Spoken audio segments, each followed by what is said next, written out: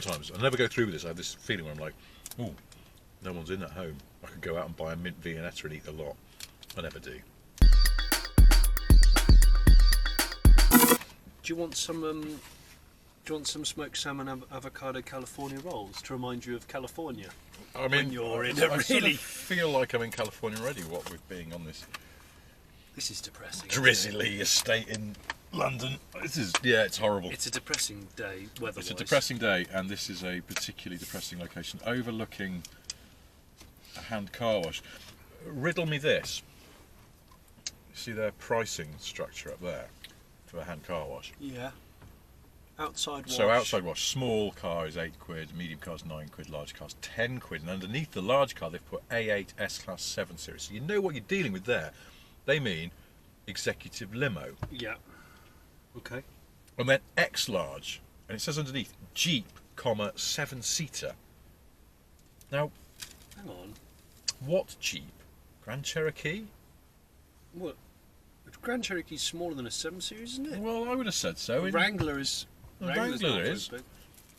Their structure's all... I know their structures are wrong. It's also 7-seater. Well, you know, what if I That's fetch up... Isn't that a 7-seat? That Picasso with well, no rear suspension. But that is quite big. What if you fetch up with I don't know, like a Discovery Sport? It's not Sport. That's not a massive car. Smaller than an S-Class. Because we're in Britain now, it could get awkward really easily, couldn't it? I feel like it could get awkward. I mean, I told you about when it got awkward for me at a hand car wash with my Rover 75. It wasn't this place, another one. It's not the place that towed it away. No. No, I went to a car wash near where I used to live. And the bloke washed the outside, and then he tried to charge me what it was for a large car, and I went, this isn't a large car. And he went, yeah, it is, yeah, it's a large car. And I went, it's not, it's a medium-sized car. And he went, no, it's not. And I went, what would you call a medium-sized car? And he's like, oh, 3 Series. And I went, exactly, it's the same size as a 3 Series. And he went, no, it's not. And I was like, it bloody is. And it got to the point where I was almost like getting my phone out to look up the dimensions or Is that something. true? I didn't know that. Yeah, maybe it was pre-smartphone. I can't remember. I was definitely getting up on my hind legs about it, and in the end, I think we agreed to compromise with like the sort of 50p to split the difference. What? It was the principle of it. No. I know about cars. I know the Rover 75. It's not a large car. It was small executive segment car at most. I love that. And he went, what do you call a medium-sized car? The 3 Series. I know, exactly. I mean, you know, even if he'd said Mondeo, I'd have gone, aha! I think you'll find that the Rover 75 is shorter than Mondeo. I wouldn't have said that with confidence though, because I'm not sure that's true. I don't know. I can't really remember. 75 wasn't a big car. I should have said to him, look at the rear legroom. It's compromised. It's not a roomy car, this. It's small, if anything. It's a small saloon for its sector. And what sector is that, my friend? The medium-sized sector. Anyway, I didn't go back there. Or did I? Okay, he probably banned me. I love Being the fact a that pedantic arse. That man is looking at us because he's suspicious that we look suspicious, even though he's a very suspicious looking man. he's got a graduated fade-coloured puffer jacket. I know, it's incredible, isn't it? I think he thinks that we're being really shit undercover policemen. That's what I think. Yeah, but he has the look of someone who's gone, oh shit, are they undercover police? Like, he does not want to see the Of course he undercover doesn't. police. Cashinhandcarwash.com. Well, no, he's the bloke out of that Merc, isn't he? He's having his car washed, he doesn't. Well, he's having it cleaned because he had an incident, Rich. Yeah. And it wasn't a children's party. Put it like that. Toni Braxton, Unbreak My Heart. I am familiar with Toni Braxton and her heart-based hit, yeah. Well, grammatically, it just it jars me. Fix would have been an easy one to say. Reassemble. Reassemble Mend. my heart. Mend My heart. Mend my heart. Oh, it doesn't fit though, does it? Okay. You have to slur it. You know, Just fix it. Yeah? you know, Weezer, the band Weezer, have done that covers album, which is quite enjoyable in its own way. But no, I didn't know that. They've done a covers album. One of the things that they've covered is "Sweet Dreams" (brackets) are made of this by the Eurythmics. Oh yeah. And even though the title of the song, which I know full well, is "Sweet Dreams Are Made of This," because of the way that Annie Lennox sings it, I've always thought it goes, sweet dreams are made of these. And then I've realised she's fudging the pronunciation of this to make it rhyme with disagree. And actually, that's a load of old arse. So she's going, sweet dreams are made of these. Who am I to disagree? And then it's... I wonder if she tried it the other way around. She went, sweet dreams are made of this. Who am I to disagree? No, it doesn't work. It doesn't work, Dave. It doesn't work. No, it's not working. I'm going to do it a different way. Hang on, try this. Sweet dreams are made of these. How was that? Well, it sounds a bit bollocks, Annie. Sounds like you're saying Stop these. it! I've got indigestion. It's just weird. And it's like, how long is that song's been out for 30 plus years, and I never realised, despite it being written down, that it's this. Sweet dreams are made of these. Annie, do you want to come over? Oh yes, that'd be great. We can talk about this and that. Why are you saying it like that? I always say it like this. No reason. Are you just saying it like that so you don't look like an idiot because you said it like that in that song 30 odd years ago? No. Are you taking the piece out of me? Do her and Dave? Do you think they? Like that. Of course you bloody can. Do her and Dave? You know. What?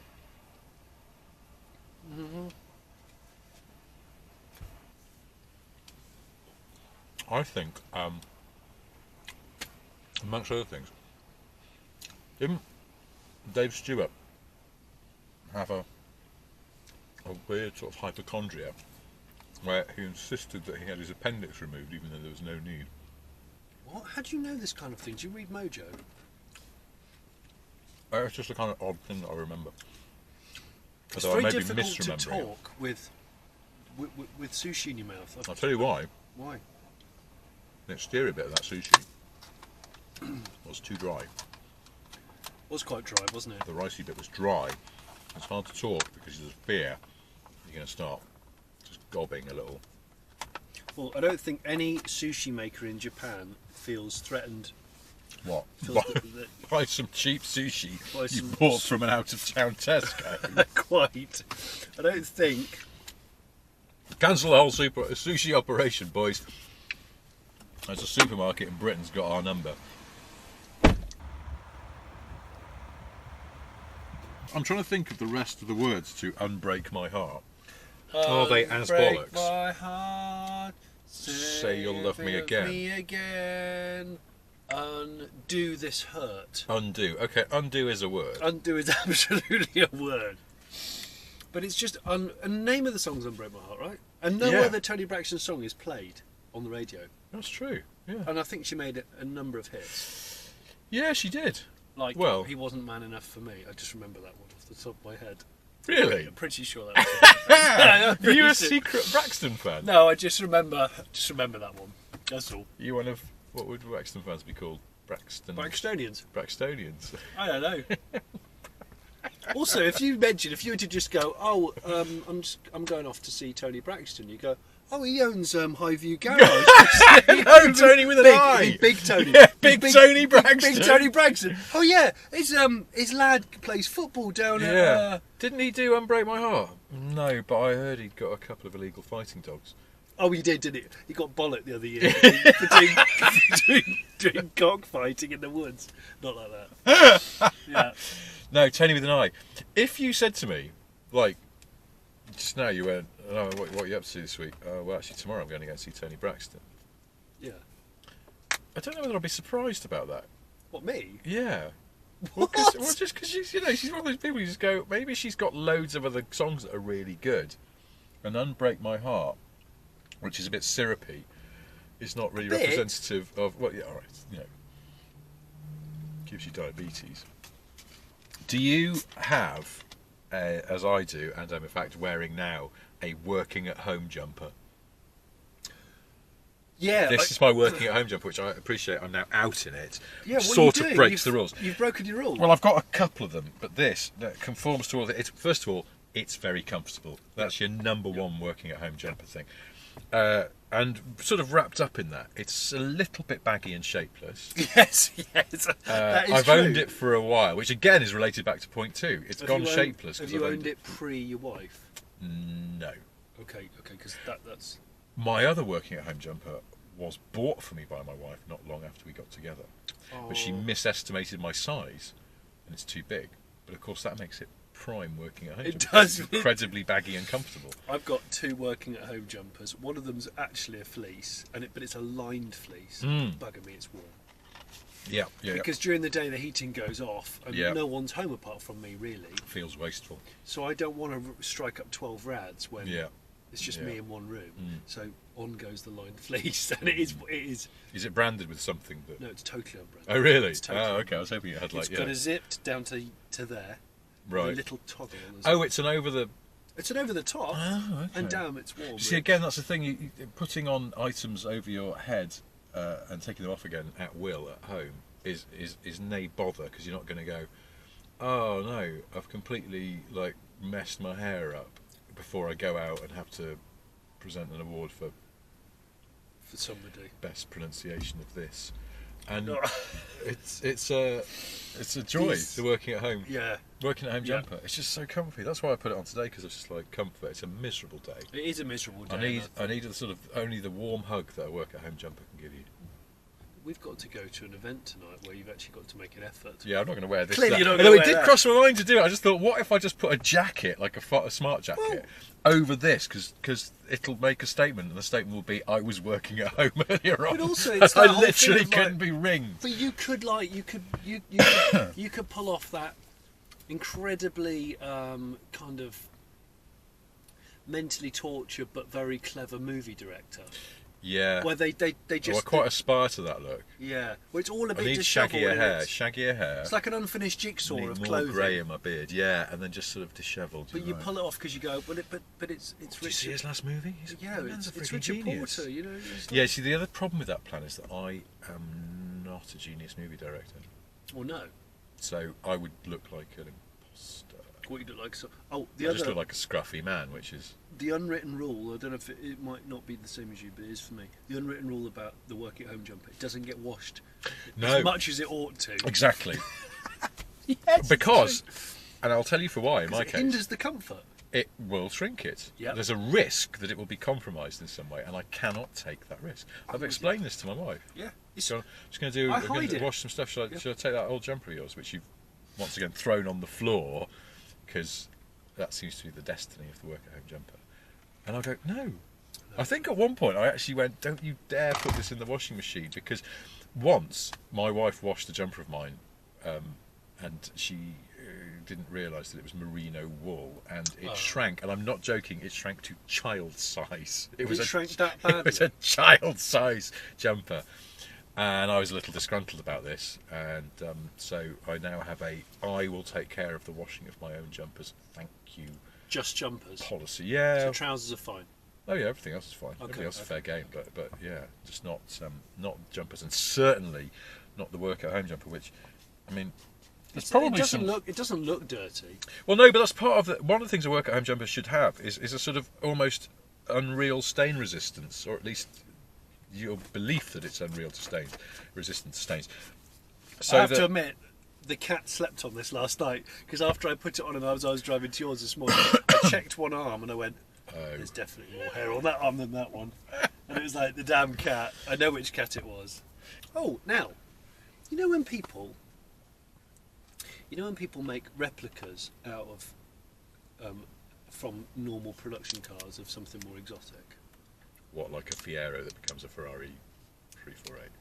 I had this idea of, imagine if you could just you could do reverse replicas just as What? revenge. So you buy an old Ferrari 360 and you very, very carefully turn it into a replica of a base model Pontiac Fiero. Is that Or is a that- Toyota that's what MR2. your Toyota MR2. Yes, and you go, oh, what? That looks just like a Toyota MR2. Ah, but it's not. Hello, Ferrari. I'm the world's most ironic man. Yeah. And I've spent an absolute frigging fortune making this Ferrari look like an MR2 for my own amusement. Why not? I was amused about it for about 3.5 minutes, and that's all I needed. There's that guy. That's He that does. guy He with wasn't the the bloke from the puffer Merc. jacket. Look, he's got a teddy bear in a carrier I bag. saw that. It's a bit kidnappy, isn't it? What a bloody hell. Lots of bottled water and a teddy bear in a bag. He lives in that. He lives in that Picasso. He works there during the day. That's an MOT failure Picasso that someone just sleeps in. It's private land though, you can get away with it. Yeah, totally. Would you like a bit of mint air? Sawned. Excuse me. I would, yeah, actually. Oh, sure. I've forgotten how green. It's very green. So retro. Very green.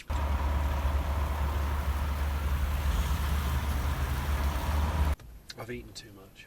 Yeah, I'm feeling a bit bloated. I feel like I've bolted it maybe. I'm so hungry though. And you haven't even had your coconut water that you. I'm holding off on that. I realised the other day how polluted the Ganges is.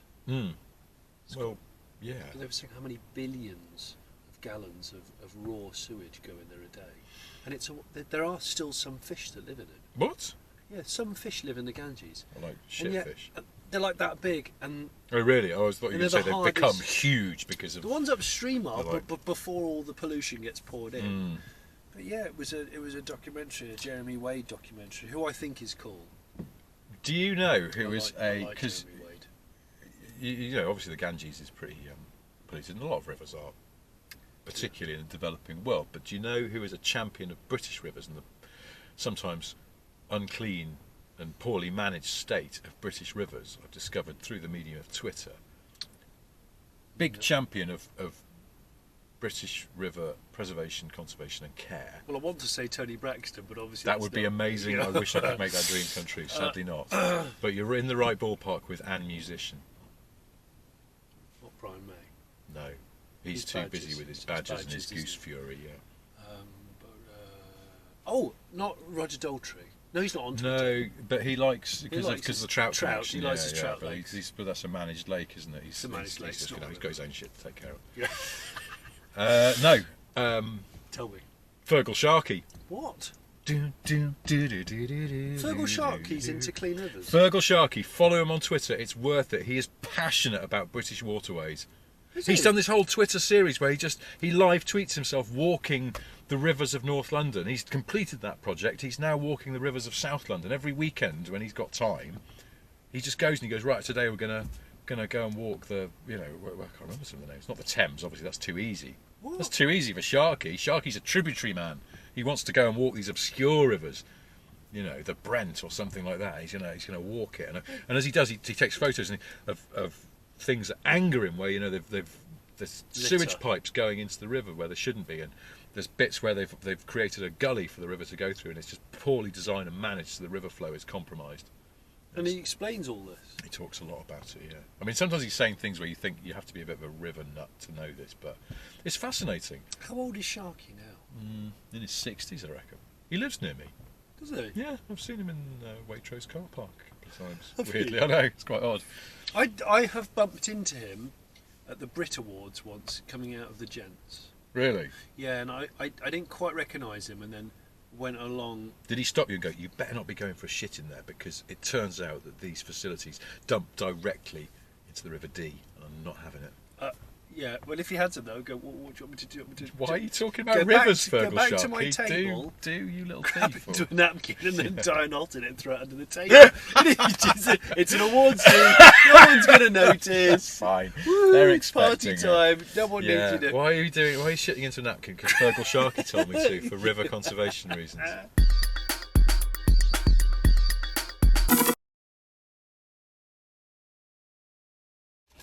I used to sing a good arse these days. Yeah, I did as well. Did you? It's the acceptable. Oh, shit. Hang on.